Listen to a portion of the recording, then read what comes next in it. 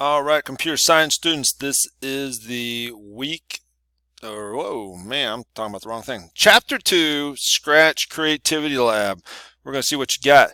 This one's going to be pretty interesting to see what you come up with. First off, you're going to have to use a tool called the pen tool. So you'll need to go to Scratch, and can I move this while I'm recording? Let's see if we can remove that. Okay, I assume, yep, it's still recording. Nice. Okay, so you'll come down here and click on this little button. At the bottom it says Add Extensions. You click on that, and here are all the different extensions for Scratch. I'm going to pan it up. Okay, so the only one we need to worry about is pen. Just so you know, this was a standard feature on Scratch for years, but for some reason they just made an additional one. Same with the music. All this other stuff, it's kind of cool, but we don't need to worry about that. I didn't even notice they had translate. And actually, I bought a bunch of these a long time ago, and that's kind of a waste of money. That's my opinion, though. Anyhow, so here we are, Scratch.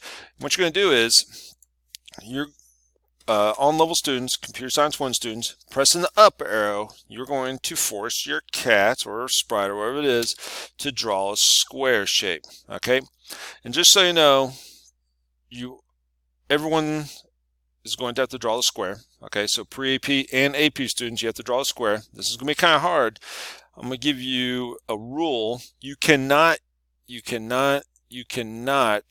use the glide buttons, okay? And your cat has to move at a minimum of 5 steps and a maximum of 10 steps every iteration of a loop that you use. So you cannot use glide to make it happen, okay? And you're going to have to figure out how to get there. I used a different kind of strategy. I used something called nodes with my code, okay? So I use these nodes and I place them in strategic locations based upon the up arrow and the down arrow being pressed. So when the up arrow is pressed, which is on level, this node, node 1, which is quadrant 1, is going to go to 155, 155 on the XY axis.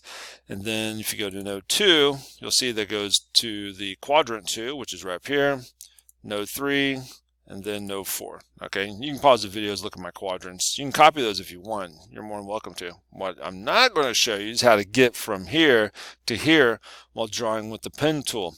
Okay, that's where the magic comes. I'm going to see if you got what it takes. Now, pre-AP students, we like you a lot. Okay, so I'm going to stop this program. For my program, the way I code it, I need to stop it every time to make sure it resets. If I try to run the additional code while it's working, it'll just make mistakes, which is fine. I kind of knew that, but I'm not really worried about it. The main thing is I can stop it, and then when I press the down arrow, which is pre-AP students, I'm going to draw, whoa, that doesn't look good. There we go. It's going to draw a pentagon, okay, just like that. So it draws a pentagon shape. And you'll notice I use 5 nodes for my pentagon shape here. I went 1, 2, 3, 4, and 5. So 1, 2, 3, 4, 5. I guess I should have colored those, but whatever. And we don't need that one. Now on my fifth node, which is, you can see a blinker up there. Okay, see how I click on this and it shows up? My 5th node, when I press the up arrow, I told it to hide. So that way, when I run the program, I don't have to worry about my 5th node being there. You notice my 5th node is copying and emulating the 4th node on the up arrow. That doesn't really matter. Oh, this stopped because I was pressing it, but don't worry about that. So just so you know, I just hit the 5th node. And AP students, not only do you get to draw shapes, but you get to do this fancy little thing right here. You are going to figure out how I made this, where the cat continuously appears across the screen and just kind of floats magically up and down, up and down. I'll give you a hint. It's over here in math, and you're going to love me for this because you're like, Scratch is simplistic. So I used sine. So think of pre-cal when you're thinking of this, and see if you can figure out how I made the cat with this nice wavy motion right here. And you'll notice it's drawing a line in the back. Don't worry so much about how I got that. And I got a bear down here, and we're going to make the bear appear just to look like a bear. Okay, so that's all that's happening. We got a bear. So if you want a bear, There it is. It's not unbearable if you have too many of these things. Let's see. Is there anything else I need to show you? All right, I'm feeling kind of soft and weak here. So I'm going to show you a little bit about how I did the code right here. Here's the down arrow. You'll notice I didn't show you very much about how to do this one because that one's kind of hard. I want you to figure this one out. This one's a lot more difficult. The up arrow, I'll give you the first set of code. If you can do this one, you can do the rest. Okay, so what's happening with the up arrow is that I've told the pen to go up. That means the pen cannot draw if the pen is up, just kind of like if you're using pencil and paper. I tell it to erase all whenever the up arrow is pressed, so that way everything is erased. Everything as in everything drawn with the pen is erased. And then I tell it to go to node 1, which is right up here. I could have put the other coordinates in. I could have just gone up here and got the X, Y axis go to block, but I choose go to node 1 just in case there were some arrows. Then I tell it to point towards node 2. Node 2 is right here. So its direction is facing towards node 2. Then I tell the pen to go down. That means it can start drawing. Then I tell it to keep repeating until its X position of node 2 and its Y position is equal to the Y position of node 2. So I misstated this. Its X position is equal to the X position of node 2, and its Y position is equal to the Y position of node 2. Okay, so it's going to move 5 steps.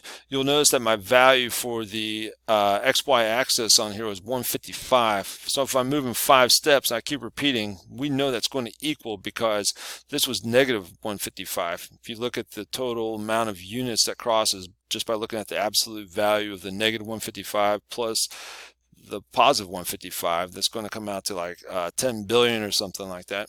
And so you take that 10 billion and you divide it by 5, and you'll come out with a number that has no remainder, which means it will undoubtedly be equal, and you know that you can successfully get there. Now, once I get to this node and it stops, I think you could probably figure out what's going to happen after that. This is node 3. You're now node 2. I would point towards node 3 and do the same thing. And that would point to node 4, do the same thing, and up. Now let's stop this and let's help out our good pre-AP student buddies here. Okay, whoops. So the pre-AP students, you're drawing the pentagon shape right here. That's a good looking bear. I just now kind of admire it. Anyhow, so the pentagon shape, again, let's move this one out of the way. And let's look over here. So we're doing the same thing because that's a very flat, no elevation here on the line. Think of your slope line intercept, okay? I mean, think of that. That's a really hard number to calculate on its exact locations on the XY axis, and not necessarily would it always be like lined up with exact units as it goes through. I'm sure you've graphed enough stuff in pre-cal to realize that just because it's a slope line doesn't necessarily mean it's always going to match up. This one's a flat line. That's pretty easy. That's just like before. But here you got an angle coming down. So it's coming at this angle with a slope. That means it's not necessarily going to equal the XY axis of node 3, which is negative 140.15. So what I did was, and I'm not going to put it in code, I said if it was in a certain range of values close to this, and I went up 5 and down 5 compared to its X and Y axis positions. So basically I was looking for the X value of the cat coming down towards this node. If it was within negative 135 to negative 145 on the X, and 10 to 20 on the Y, okay, because it's coming down here. I didn't want to have to calculate slope line intercept. You, however, you're a lot better at math than I am because you do that stuff on a daily basis. I just make Excel spreadsheets and it does all my math for me. That's what we do in adult land. And so anyhow, so I just went with the number range because you know why? It was good enough. I'm not sending a satellite to Jupiter to analyze it with billion-dollar sensory equipment. I'm making a cat with a big goofy smile on its face come to this node and going around forming pentagon shape. So I can use some estimation in my XY access points when I go through here. So that's what I did to get mine to work. You'll need to figure out how to do that with the code to see if it's within those number ranges. you're going to have to play around. You got to talk to each other. It just gets a little bit difficult. Let's see if there's any more I should show you. Let's go back to this one right here. Okay. Whoa, that's not good. I just deleted that. Okay, I got it figured out. So anyhow, right here, and you on-level students are lucky that I'm showing this right here. So what's happening is we are putting all these different blocks in here. We're just checking to see if this is equal, and this is your conditional logic right here. We're seeing if this is equal to. So if these are both equal and it's true, then we'll keep repeating this until it's, whoa, man, I'm talking backwards here. That whole deletion of the code kind of freaked me out. So we're going to keep repeating until this is true. So as long as this is false and this is false, or one of them is false and the other one's false, doesn't matter. We're going to keep repeating this until this is true. So once that's true, then we'll exit out of this loop and go to the next one down here. Okay, so that's how that works. See if you can figure out on your own how to do the range system or come up with your own system. But the rule is you cannot use the glide blocks whenever you do these. So see if you can figure it out. If you want to, you can just hard code the calculations to make those shapes happen. It's completely up to you. So good luck, and we'll see you in class.